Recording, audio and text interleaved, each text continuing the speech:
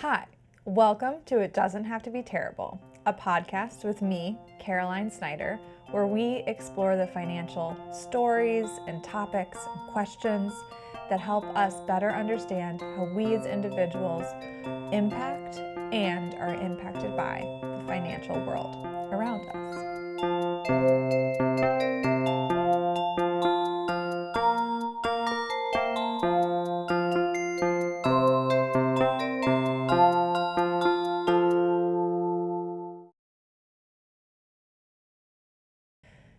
Today, we're going to dive into a topic that I get asked about, I think about once a week, and that is what the heck is the difference between a financial advisor, a financial coach, and a financial consultant? This question, I think, is incredibly important for a couple different reasons. One, as individuals or as business owners or as decision makers in companies or organizations, it is really important to know who you're looking to hire and why, right? That's important. It's important for me to know the difference between a car mechanic and a HVAC salesperson, right? Like, I need to know what I'm looking for, and I need to know who I can reach out to when I have the appropriate question or the appropriate concern. The other reason I think it is important is that it is telling of a wider, I don't even know if I want to say misunderstanding, that was the word that just popped to my mind, but a wider gap of knowledge around the financial services industry in general, which ties back to something that we're going to talk about all the time on this podcast, which is the fact that we have been so disconnected from often our own personal finances, but also the financial structures, so that we are disempowered to make decisions on our own. So the fact that people don't know the difference between these professions is an indicator of the overall societal misunderstanding and distancing that has happened over a very long period of time. So let's dig in. We're going to start with financial advisors. I think that is most often the thing that I get confused as. I was about to say by. I was like, wait, no, that's not right. That's the thing that I get confused as most often. It's also one of the more established sort of professions in this space. So financial advisors are often called investment advisors or investment managers or money managers, and they all tend to focus almost entirely on investments. So they might be focusing on investments for an individual, a family, a trust, an organization, but they're really focused on that portfolio. How are the stocks doing? How are the bonds doing? How are the ETFs?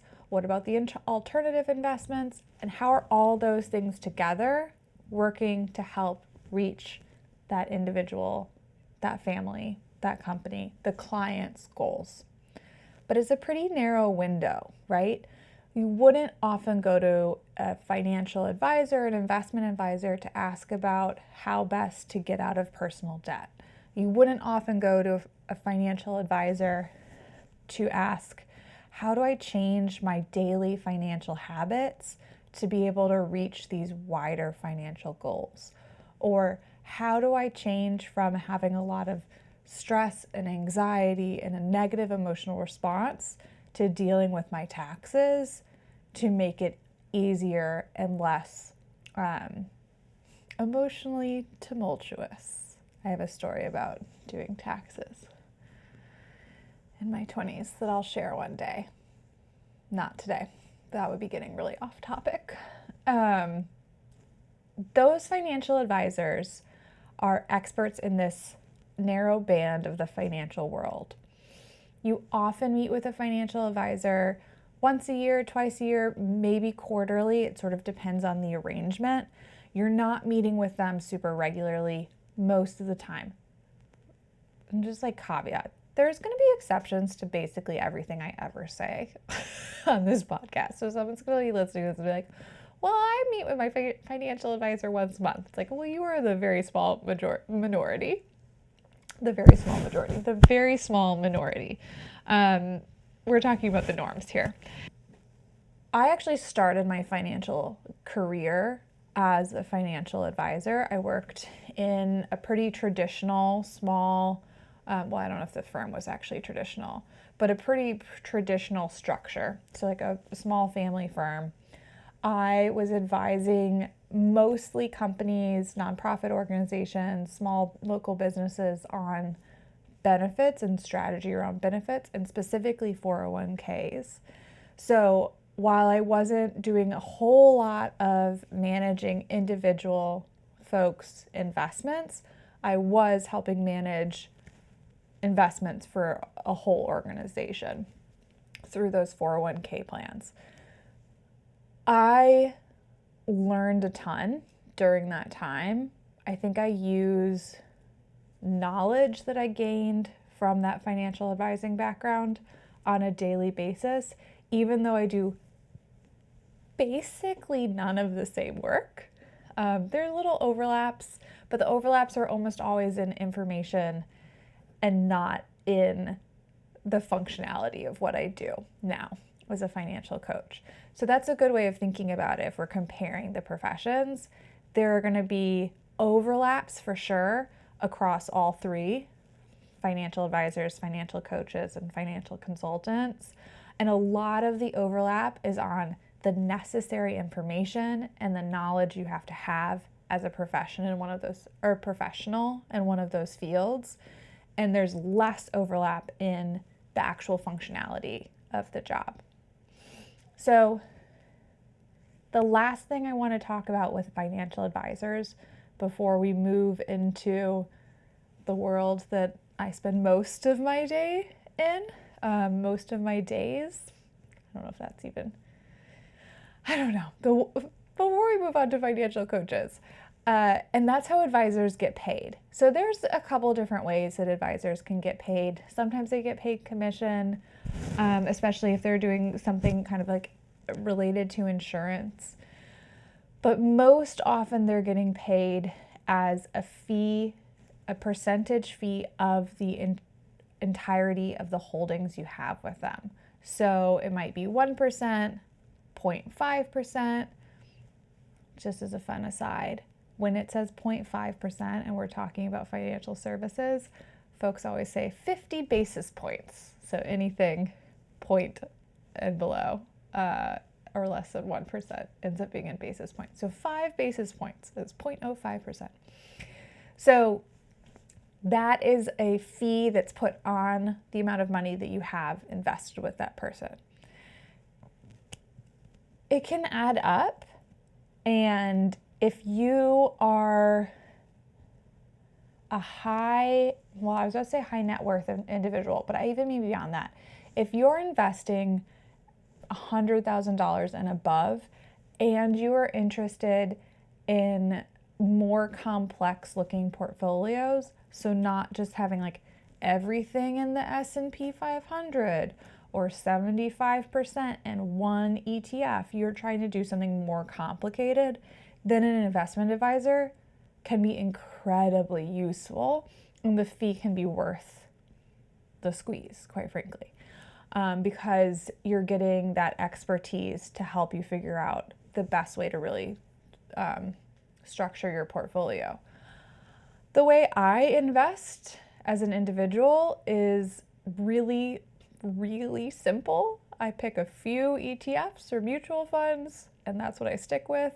I don't need an investment advisor to tell me how to do that. If you have like a 401k plan, you probably have an investment advisor who you can speak to help you figure out how you want to invest within that 401k plan. But also 401k plans tend to have like 30 to 35 funds that are super regulated. I mean, all funds are really regulated, but there are expectations that the IRS and DOL put on 401k or employer-based plans. So nothing is going to be really wackadoodle. that you have as an option, which is, I think, a good thing. So those are investment advisors or financial advisors, right? Almost always working in investment world, almost always really advising you how to do it and then doing it for you. So they're managing the money themselves. You're not managing those investments. Your input is in saying, yes, please go ahead and do that. Yes, you have my permission to go ahead and do whatever you think is best in my interest over the course of this period of time. Okay, now from financial advisor world, investments, stocks, ETFs, we are going to travel down the road to financial coach world. And this is what I refer to myself as. I'm a financial coach. What that means is that I spend my time really teaching people skills, knowledge, systems so that they can manage their money well, whether that is personal fun money or not necessarily fun money, whether that's personal money or whether that's business money. Advisors tell you how to do something and then do it for you, and coaches are really teaching you how to do it yourself. Some of the information that I'm helping you learn and the information that I'm using to help people create systems that work for them is the same information that a financial advisor would be using too.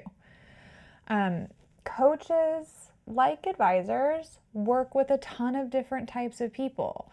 So I specialize in working with folks with fluctuating income who are small business owners or entrepreneurs or professional freelancers. And I specialize in working with folks on their business finances and personal finances and that messy middle in between. For some people, that means we're focusing almost entirely on personal, and that means we're focusing almost entirely on business. Sorry, just having to pause for my cat to cough. Pancho, are you finished? She just gave me a dirty look. Okay, we'll see. I had a Zoom the other day and she just vomited multiple times in the middle of it. So get ready for that, Joy. So I work with folks often in that messy middle. And that means that some of my clients are business owners of multi-million-dollar corporations. Sometimes that means my clients are individual graphic designers who have no interest in growing their business. Some folks come to me saying, I'm in debt over my eyeballs and I don't know how to get out. And some folks come to me and say, I know I have way too much in savings and I need to do something with this money and I don't know how to do it. So the problems or the concerns or the issues that clients come to me with are all over the map. And I love that as someone who can get a little bored sometimes. I like that there's a really wide range of issues. It's very rare for someone to come to me with a problem that I haven't seen in the past at this point, but I relish when that happens. But my clients themselves all experience the same struggle and stress and joy of having so much control over their finances, which is both empowering and beautiful and absolutely terrifying. Other coaches might work with only lawyers or might work with folks with a certain net worth or might work with folks only who are dealing with debt problems or might work with folks only who are looking to make some big financial changes to their lives around saving and investment. It's a whole wide range. I would say a financial coach who's saying like, I'll work with anybody about anything, that's probably a red flag because very few people could possibly do that well. Narrowing in is helpful.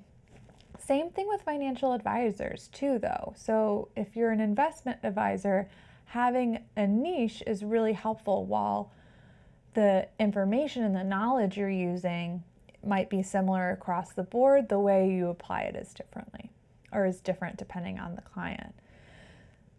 Coaches, as opposed to financial advisors, work with people much more frequently. So personally, I work with folks twice a month, monthly, or in like very intensive spurts of time over the course of just a couple months.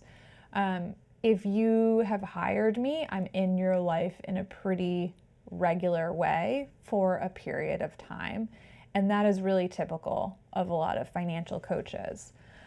A lot of financial coaches also have online courses or online programs that I would argue are like coaching adjacent, because the way I think of coaching and the way I work as a coach is that it really needs to be a give and take back and forth, right? I'm teaching you how to do something.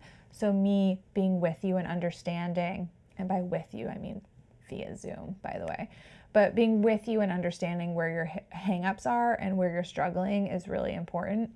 But a course can be a really helpful place if you're like, I just need a lot of information and I need to practice some skills. Puno of I Love Creatives and I collaborated on a course called Finance Friends Forever a few years ago that is still excellent. We're making updates all the time, and it is really designed for people who are wanting a really strong financial literacy foundation to being able to manage their personal finances well. So it's not actually the clientele that I typically work with. It's usually people who are making a career change or early on in their career, or just are feeling like, I never learned anything about budgeting. I never learned anything about debt. I don't understand what my credit score is. So that course I think is a really good resource. And there are other courses out there as well, but I'm just not gonna like point you to them because that would be weird. Coaches get paid for fee for service. So you buy the course, or you buy a monthly subscription to a program, or you pay for actual hours of work together. I get paid monthly for my monthly coaching clients. I almost said concerns. I get paid monthly for my monthly coaching clients, and that includes the coaching sessions and all the in-between work that we do together. I also get paid kind of by the amount of time for my folks who are doing sprint days, and that's pretty typical. That is a pretty normal way of doing it. Some coaches will have people pay up front for a lot of time, or maybe pay in two big lumps. I have personally never been very comfortable with that. We can dive into that on another topic, but that is the way people get paid. But it's not based on how much money you have invested with them, because coaches are not investing your money. They might be teaching you how to, though. Okay, so moving out of coach land, I'm imagining, by the way, what was that? Candyland. That's what I'm imagining when I'm going like this. I'm imagining a little Candyland road. So moving out of coach land, we go to financial consultant land. And also, by the way, this is not a straight road. It is like there's squigglies. It's all over the place. So we move into financial consultant. I refer to myself most often as a financial coach, but I actually work as a financial consultant as well with certain clients. I just don't usually call myself a financial consultant. Honestly, I call myself a financial consultant when I am with a bunch of folks who are not considerably, like boomers. When I'm with boomers and I'm like, I don't want to explain what a coach is, that's too confusing, I'm just going to call myself a financial consultant. So that's what I do. It's a coping mechanism for myself. Financial consultants, as opposed to an advisor who's like, this is what you should do, I'm going to do it for you, or a coach who's like, I'm going to teach you how to do it based on your needs and wants and desires. A financial consultant is going to be like, I'm going to do a bunch of back end work for you, and then you're going to bring it over the finish line by implementing it. Every once in a while, a consultant might help you implement something, but it really is going to depend on the thing. So for example, I might help a consulting client of mine implement some new pricing structures or implement some new systems. I also do that on some ways with my coaching clients too. But what I'm not going to do is run their payroll for them, even though part of our consulting work has determined that the payroll processes need to change, and here are the better new payroll processes that will help you reach your goals, right? I'm going to tell them this is the better processes to help you reach your goals. Let's talk through how to make this work. And if there are problems with what we've come up with that need to shift, but then I'm not running payroll. Financial consultants, I think, are the broadest of the three terms, right? A consultant can work on almost any financial concern, any financial issue, any question, and work with almost any type of client. But just like coaches and advisors, most financial consultants narrow in on specific specialties. And again, if they don't narrow in on a specialty, that should be a red flag.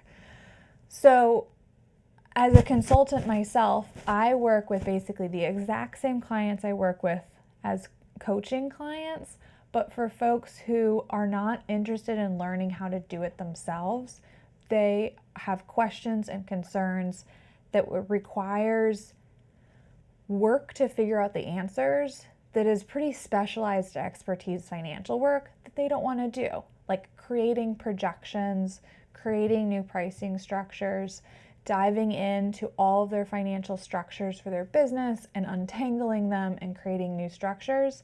That's not something that my consulting clients have interest in learning how to do, because that's not what they're interested in. It's also not the best use of their time. Whereas I'm super interested in, and it is a good use of my time. But other consultants might narrow in on just specific types of questions that folks have. It might be that they only work with businesses in specific industries. Like, I only work with manufacturers. That's not me. I only work with retail, whatever it is. Or it might be, I only work with individuals with a net worth over such and such, or I only work with businesses with $10 million in annual revenue. Whatever it is, there's going to be some way of narrowing down. So I actually think financial consultants, I think, might be the hardest one to find if you are looking for a financial consultant, in that they're like, finding the right fit there can be really challenging. Now I'm kind of rethinking what I said. Is it actually the hardest to find? Maybe, maybe not. They're all challenging to find in their own ways, because this is a relationship and you're sharing such personal, quite frankly, like intimate knowledge about yourself or your business. And if you're a small business owner, like, that is yourself. That finding someone who you really trust is important. Okay, that's a little aside. I got off the road. I got onto like Caroline bandwagon. So getting back onto the road, back into financial consultant land. The main functionality of a consultant, right, is doing a lot of that back end work, doing a lot of the research, making a lot of spreadsheets, which are my favorite, and then having meetings with the clients, probably less frequently than a financial coach would, and probably more frequently than a financial advisor would. It's going to kind of depend on the project. So for most of my consulting clients, I meet with them about twice a month, which is actually the same amount of time that I meet with my monthly coaching clients too. But the way the meeting is structured is a little different. I'm often presenting things with my consulting clients, and then we're digging into them and unearthing or determining what is a challenge point there that needs to be worked out, or what works particularly well that can go ahead and get implemented immediately. And then finally, like, how do these people get paid? Similarly to coaches is the answer most of the time, but often consultants will have like a project-based rate or an hourly rate depending on the type of work they do. I used to do a lot more hourly than I do now. And part of that is simply because I have been doing this work for long enough that I can look at a project and look at questions and be like, okay, we're going to need to work together for X period of time. I can do the back end math and saying, like, instead of you paying me hourly, I'm going to tell you an amount of money that this work is going to cost over the course of a period of time.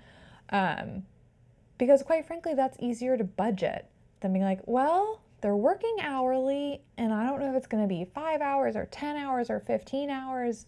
And what I always do as a consultant is have a cap, which is very normal, but sometimes the cap is really annoying because I can be like, great, I'm trying to get through this like really meaty piece of the project and I have to wait till next month to finish it unless I get approval to go over now. Like, that's just adding extra work, in my personal opinion, for everybody. Whereas the lump sum, well, I never do like a full lump sum, but like a monthly lump sum means that I have more flexibility in how I work, and I think it is often better for the client too. Okay, so we talked about advisors, we talked about coaches, we talked about consultants. As a reminder, they all work with all sorts of folks and organizations, but each one should narrow down some into a niche. Investment advisors get paid based on the amount of money you have invested with them. Financial coaches get paid almost always for a fee for time, fee for expertise, and financial consultants get paid the same way. Now it's a question of, do I actually need any of these people in my life? Maybe. Maybe not.